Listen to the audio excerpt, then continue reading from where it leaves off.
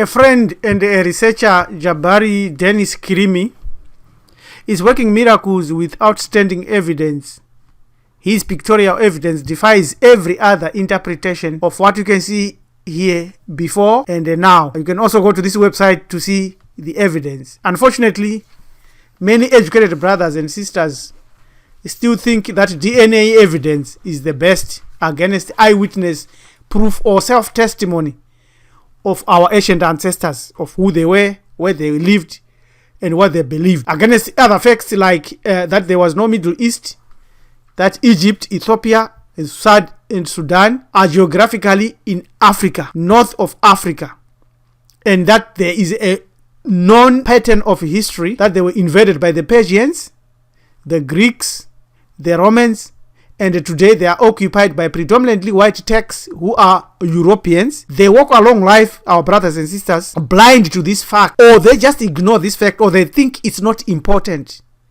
And this action of ignoring what is evidently in their eyes is like ignoring their awesome, unquestionable heritage. By so doing, they assist the colonizer enslaver in erasing the originals and the memories of our ancient ancestors and planting his or her own racial images and reinterpretation of everything with shocking lies and bias. Yet the Africans in ancient Egypt left obvious clues of what they looked like. This is Hamiti Hebrew Ethics, Preacher Rabbi Elem Tumizilu, representing Marifado Development Organization.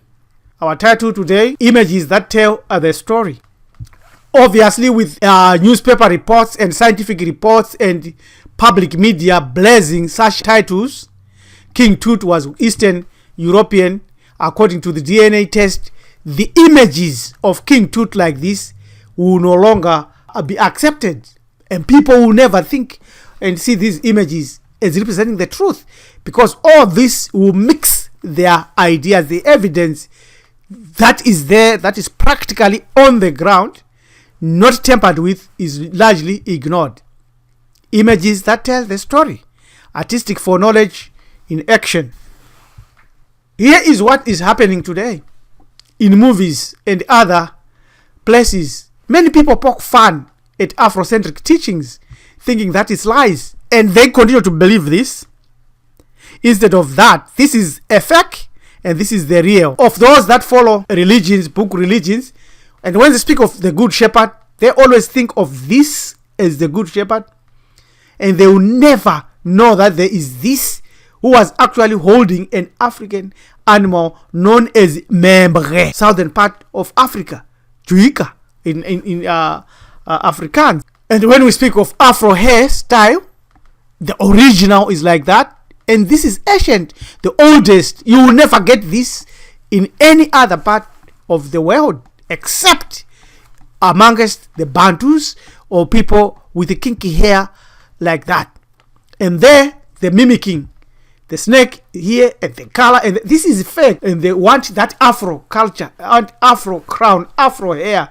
So they mimic this, put it in movies. People watch movies, they think this is the truth.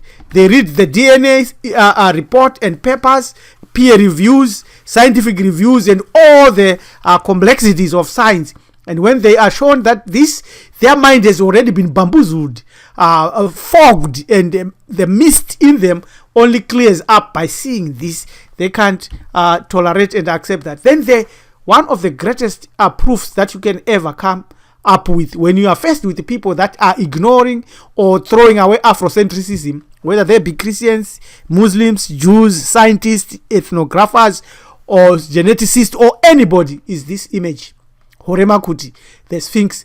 It actually depicts a Nubian African woman as it is. It's quite straightforward, it's clear, and they have actually tried to destroy that evidence. There are also striking resemblances between the current people in Ethiopia, the Sudan, Kenya, Chad, with ancient people, because we were one people, we are one people. There is Akunatone, and there is a Oromo man today who lives today. Same people, look at the lips, look at the nose. Don't be amazed by the narrow nose. It's also African. When it comes to the hairstyle, The Buddha, the original Buddha, looked like that.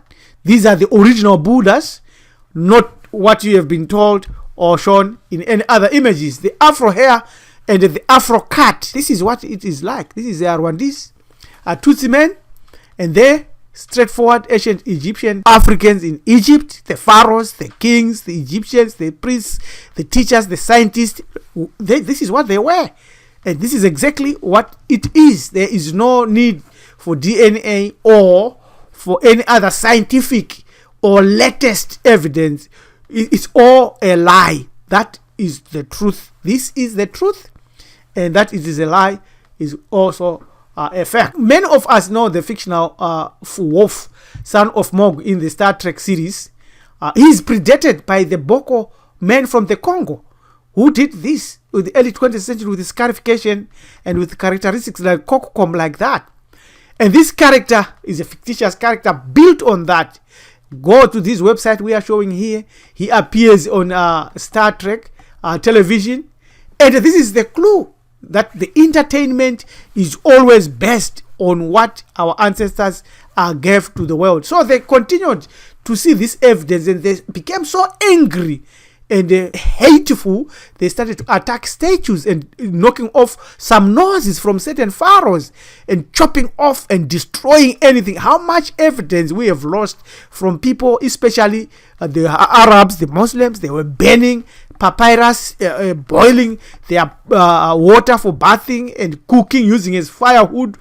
Papyri, thousands and thousands and millions of evidence, and yet our ancestors still persist in religious attire. The Catholics, the Orthodox religion. Look at this. This is called Yamak or Puta's cap, and these are crowns. There is, you see, this stuff is the same as that, and all this is the ankh.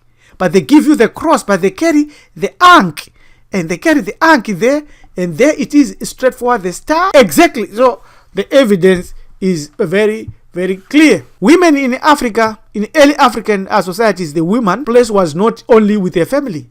She often ruled nations with unquestionable authority. Many African women were great militarists and occasionally led their armies in battle long before Europe had ever had a queen. The Africans had produced a way of life where men were secure enough to let women advance as far as their talents could take them. That is Queen Zinka, and this is all the truth, all the facts. Sheikh Anta Diop, one of the greatest thinkers of our times, wrote this book which you should have, and he said it would be incorrect to say that civilization was born of racial mixture, for there is proof that it existed in black lands well before any historical contact with Europeans. Ethnically homogeneous, the black peoples created all the elements of civilization, adopting to their favorable geographical conditions of their early homelands. From them, and in their countries became magnets, attracting the inhabitants of ill-favored backward lands nearby who tried to move there to improve their existence. Crossbreeding resulting from this contact was thus a consequence of the civilization that already black people had created. Get this book, read this book by Sheikh Anta Diop, The African Origin of Civilization. You will trust your DNA today and now to give you who this is.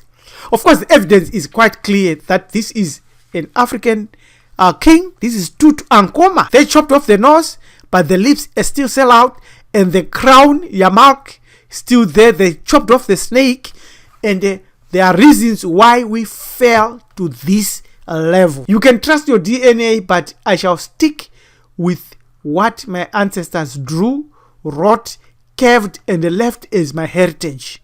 I'm also aware of facts, but the nose, the lips, the hair, peppercorn hairstyle, and everything else will remain my guide.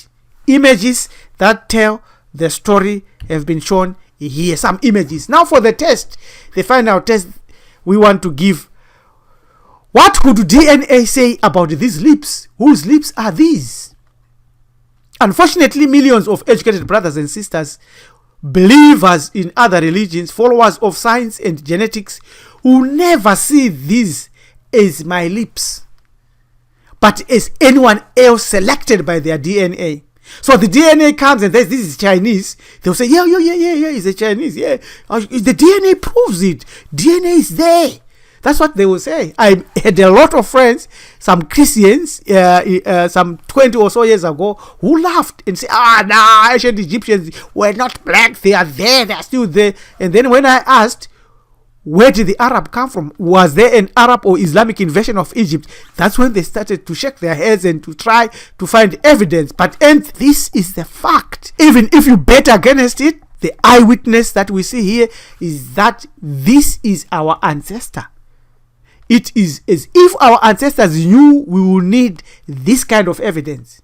Hamiti Hebrew Ethics shall continue to share all their findings and all the awesome artistic foreknowledge in action of our ancestors. Join us today and let us preserve our heritage, Maarifa. Subscribe to our channel, Hamiti Hebrew Ethics. This is Preacher Rabbi Ellen Tumizulu. This is our email, join@maarifado.com. Thank you, Tatenta Siabonga. Never be deceived. Our ancestors left proof and evidence of who they were, and we are their descendants, no one else, except those that are plagiarizing and trying to steal.